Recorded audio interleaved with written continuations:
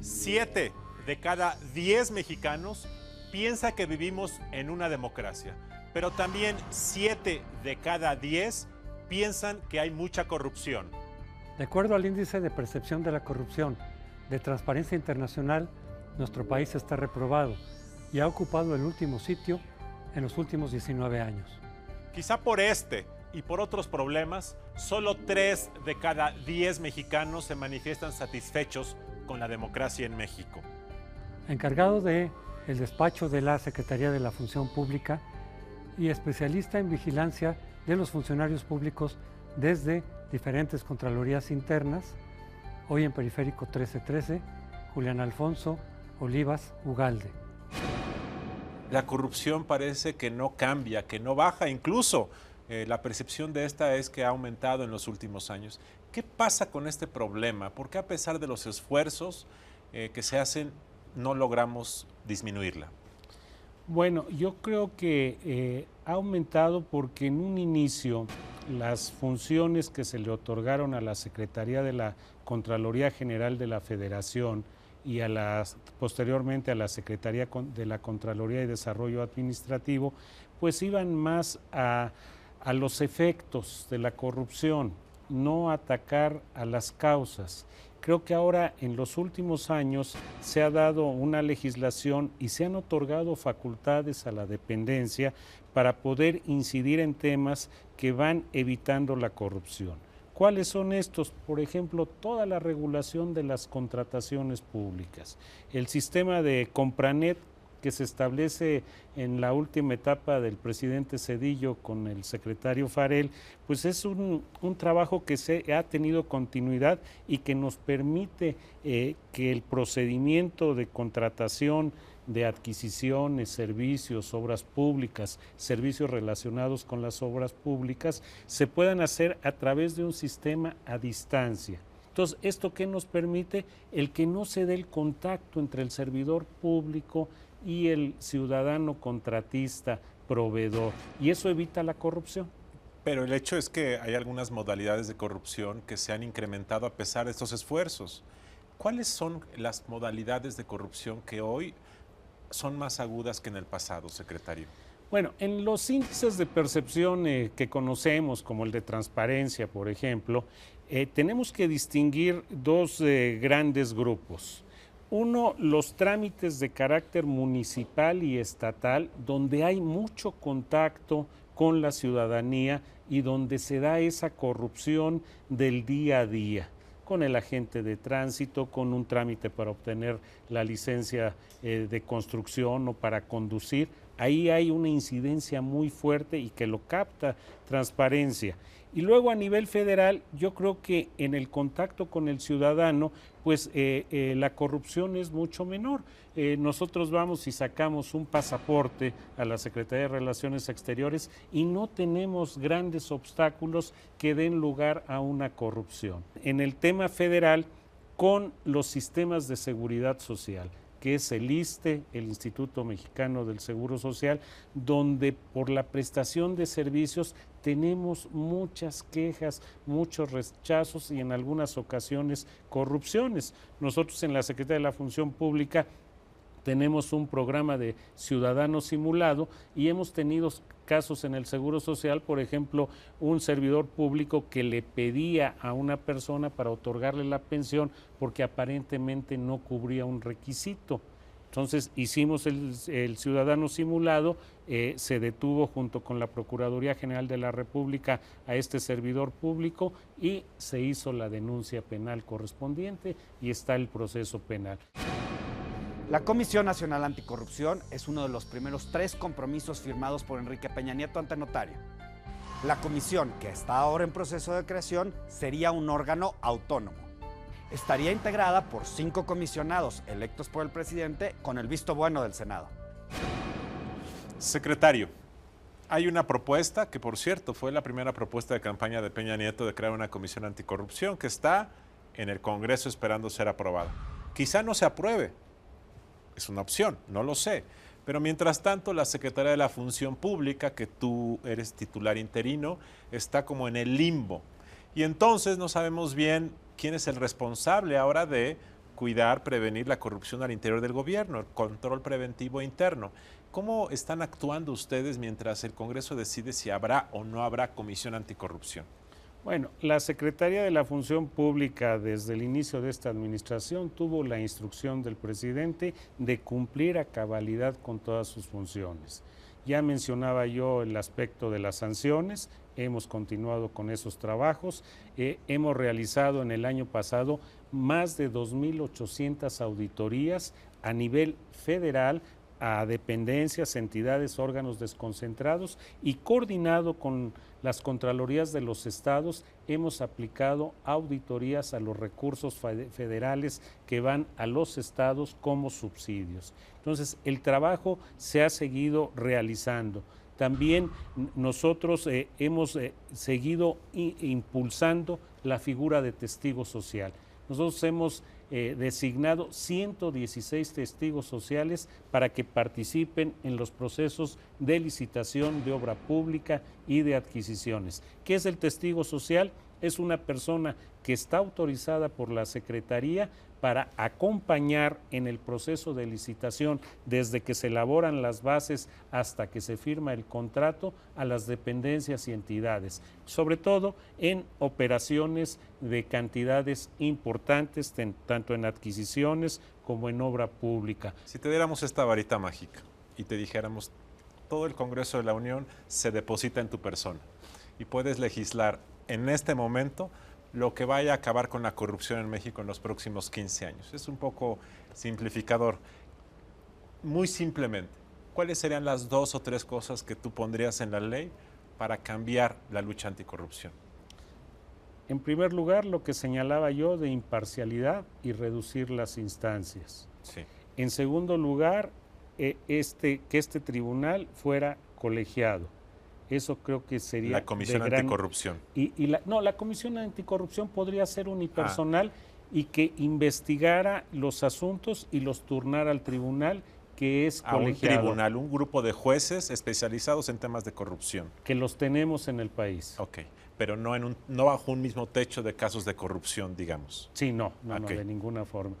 Esos dos. Y a los órganos internos de control dotarles de mayores facultades y también propiciar, por ejemplo, algo que nos afecta mucho en la verificación patrimonial, que no tenemos en medios informáticos toda la propiedad inmobiliaria del país. Cuando se tenga toda la propiedad inmobiliaria del país en medios digitales, podremos avanzar y podremos investigar mucho más rápido.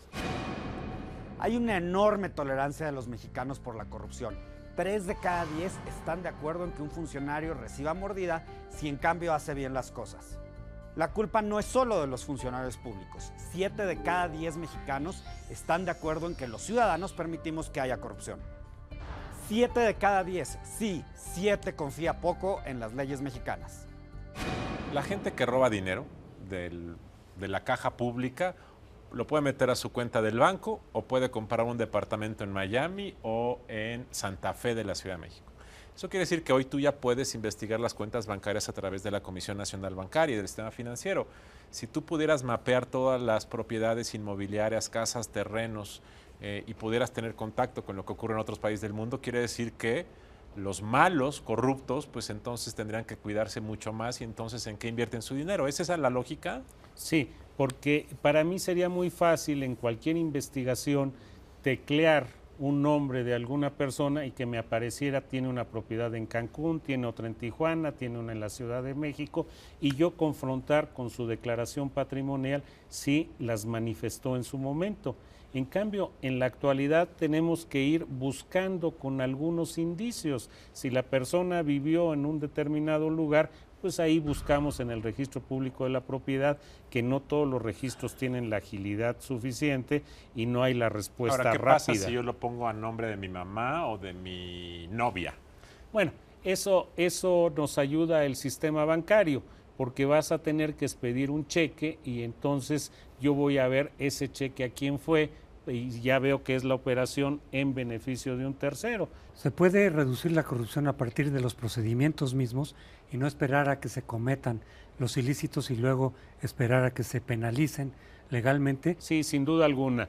Creo que el control interno que se va aplicando en todos los organismos gubernamentales nos permite evitar conductas irregulares. Y también estos instrumentos como el Compranet que yo mencionaba, como los testigos sociales, nos coadyuvan para que no limitar los actos de corrupción, porque en muchas ocasiones pues sí se hace una licitación aparentemente transparente, pero si las bases están dirigidas a un proveedor, a un contratista, pues necesariamente ahí vamos a entender que hay un acto de corrupción. Secretario, la ley de obra pública y la ley de contrataciones han mejorado en los últimos 15 años y hemos adoptado buenas prácticas internacionales.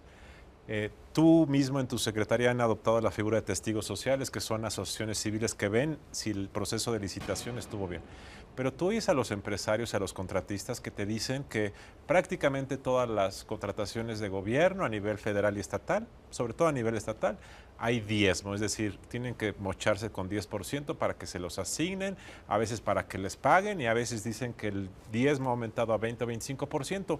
¿Qué pasa? O sea, da la impresión de que mejoramos las leyes, pero al nivel del cancha del juego no cambia la realidad, sobre todo en este tema de los contratos con el gobierno. Sí, ahí yo creo que requerimos necesariamente la participación de los empresarios para denunciar.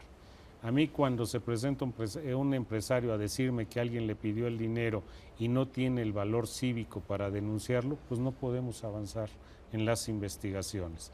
En cambio, cuando viene una persona, como les ponía yo el ejemplo del Seguro Social, y me dicen, me están pidiendo un requisito y me están pidiendo dinero para darme mi pensión y se atreve a hacer la denuncia, podemos realizar acciones jurídicas en su contra. Cuando a un empresario le dices eso, yo se lo he dicho a empresarios, te dicen, ¿sabes qué, Luis Carlos? Me van a sacar de la jugada, el gobierno no me va a volver a contratar y entonces no me conviene, mejor me vuelvo parte del sistema.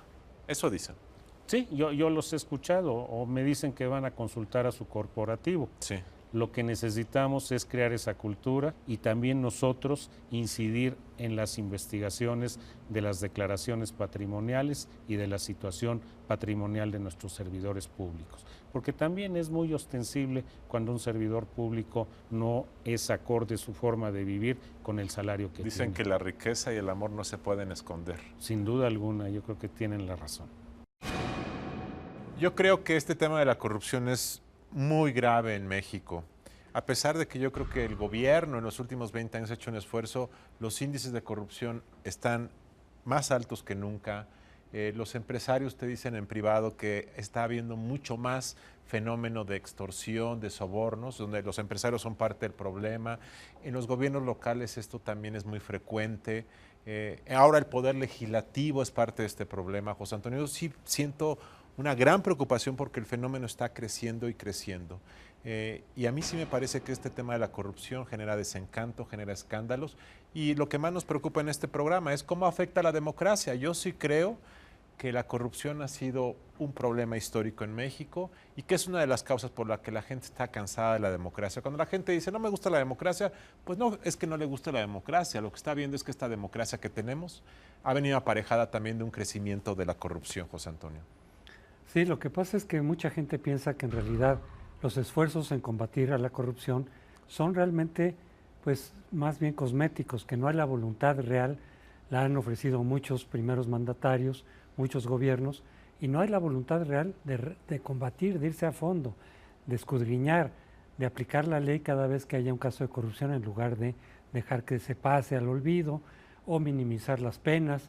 Y en esa medida no se está mandando el mensaje de que la corrupción será combatida eficazmente, sino que se mantiene un poco a nivel marginal, con algunas sanciones muy quirúrgicas, muy específicas, y a final de cuentas queda la idea de que prevalece la impunidad, que es el mayor estímulo para que funcionarios públicos incurran en corrupción. Les agradecemos habernos acompañado esta noche, los esperamos la próxima semana.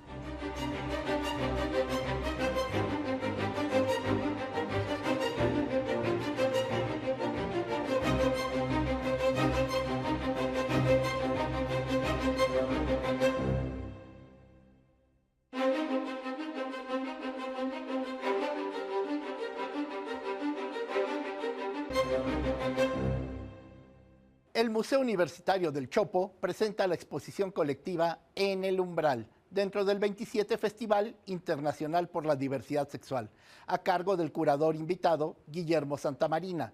La muestra incluye obras de Manuel Álvarez Bravo, Julio Galán y Javier Rodríguez, entre otros, y estará hasta el 28 de septiembre en Dr. Enrique González Martínez, número 10, Colonia Santa María la Ribera. Prepárese para deleitar su paladar con dulces sabores. El Museo de Culturas Populares recibe en su recinto el Festival Artesanal del Cacao y el Chocolate, los días 11, 12 y 13 de julio, de 10 de la mañana a las 8 de la noche. Disfrute la experiencia y conviva con los autores y productores de este mexicano y delicioso manjar. La entrada es libre. Asista a esta fiesta del chocolate y la dirección es Hidalgo 289, Colonia del Carmen, Coyoacán. Regreso pronto con más sugerencias.